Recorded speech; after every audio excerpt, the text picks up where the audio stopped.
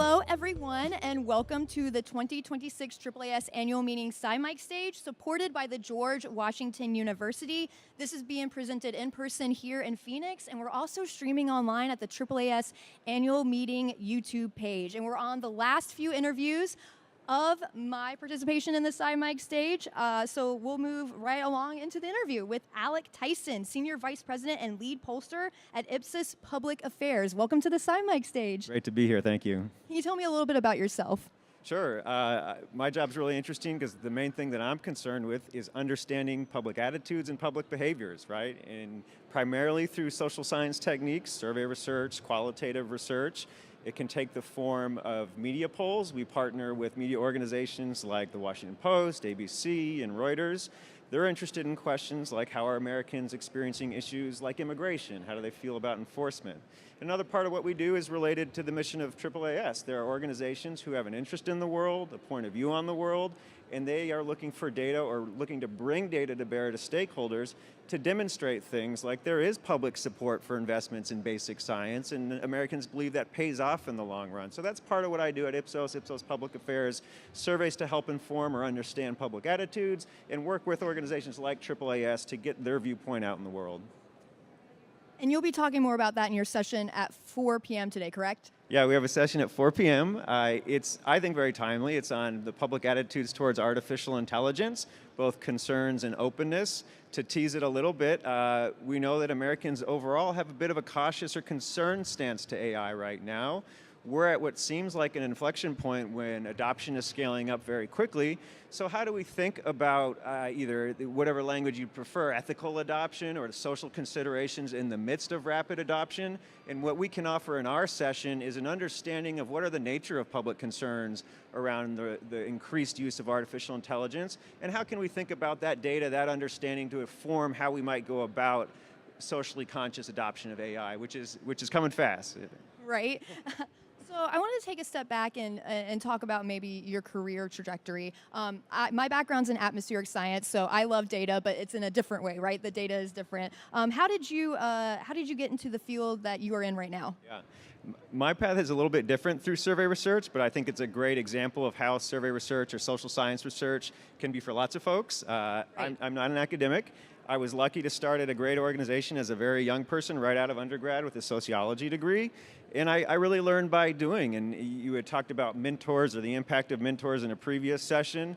I was given the opportunity to do and to try and to learn. And so I got really interested in social science research, survey research, through having the opportunity to do it. So that was an important part of my path. But I think the point I'd like to make there is that a field like social science, public opinion research, it's something that is open to folks who come in from different entry points. It doesn't have to necessarily be only a high advanced degree path. It can be something that lots of folks can have a role in.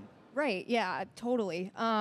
You mentioned mentorship in your pathway, right? Has there been any advice that you've received as you've gone through your career that has stayed with you? Yeah, I was thinking about that, and it's a little bit of a tricky question, but the famous musical, right, Hamilton, there's a line in Hamilton about being in the room where it happened. Yep. I think the folks who were the best mentors to me, they just gave me an opportunity to listen. I wasn't necessarily a stakeholder or a decision maker or even advising on decisions, but I was allowed, or not allowed is maybe the wrong word, I was invited into a space where leaders at some of these organizations were making pretty important decisions. I saw some great decisions, I saw some ones that I had doubts about, but it was a great opportunity to grow because you were seeing how the processes were taking place. So I'm really grateful for that in my career. And talking about your career specifically, have there been any skills that have been important to your success that people might not expect? Yeah, so if you want to go into survey research or thinking about understanding public attitudes, it's good to be a numbers person, right? There's a stats familiarity, there's a familiarity with survey methods that will really serve you well. A theme that I think comes up at the AAAS meetings always is this idea of curiosity. I would say that's especially important to my job. You have to be interested in how people come to hold views that may be very different from your own, right? And instead of approaching that with a sense of frustration or even judgment, you have to be curious to say, how can I understand the path that led a person to take that view that maybe is not my own, or maybe not the view of the organization that I'm working with? So that theme of curiosity, it's throughout this room, it's throughout the whole conference, but it's absolutely germane to public opinion research. So doing survey research, can you talk a little bit about what a typical day doing your research may look like? Yeah, well, this is why, among the many reasons I like my job, because there are different phases of a survey project. The first phase is really cool. It's just idea conceptualization, right? How do you come up with an idea? Like, we spent a lot of years working on trust in science. I see a former colleague in the audience. How do you measure trust in science? And there's a robust debate about the better ways or pros and cons of each way to go about that. But even at step one is to think about that dimension, that concept of trust in science, and then the mechanics of writing the survey questions. Then you go into the field, and the fun part is you get data back, right? You can see what people said, you can analyze data by different groups, by young people, by other demographic groups. And then there's a lot of talk about science communication in the last decade or so at AAAS. Absolutely, there's a communication or synthesis part of the job where you have to take all this data and give it meaning or resonance out in the world, and that's a little bit of a different skill set. Sometimes people say storytelling or synthesis, but if you have great data and you can't communicate it, you can only get so far. Right, exactly. You need to find or have ways to apply it, right? And that brings in kind of the interdisciplinary theme of this conference, right?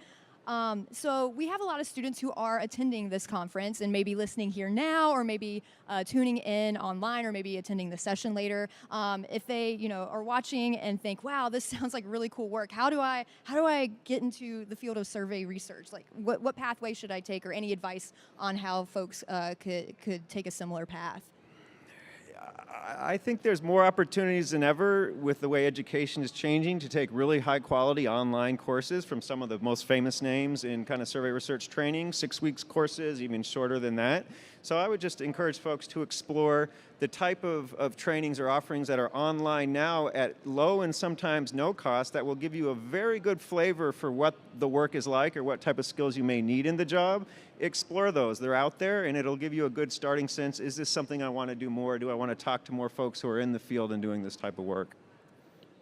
I want to transition now to what I call the final phase of the interview, where the work that we do, we're engrossed in it, right? But we also do things outside of work, right? And so I've been asking folks either what have you been reading right now that you have found joy in, or any other hobbies. Yeah, that's a good question.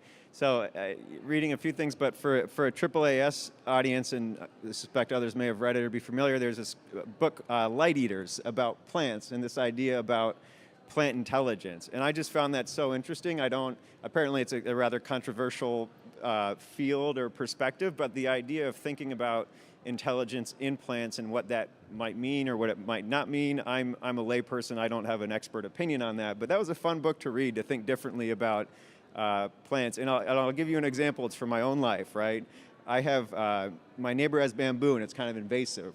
And it always found the trickiest places in my yard where I couldn't get to it. And I used to just think that was just like, oh, the roots just went that certain way. But then I read that book, and I'm like, wait a minute. Maybe that plant knew where to go to avoid me being able to get to it. So I don't know if you find that funny or not, but it made me think differently about things in my own life. That's great.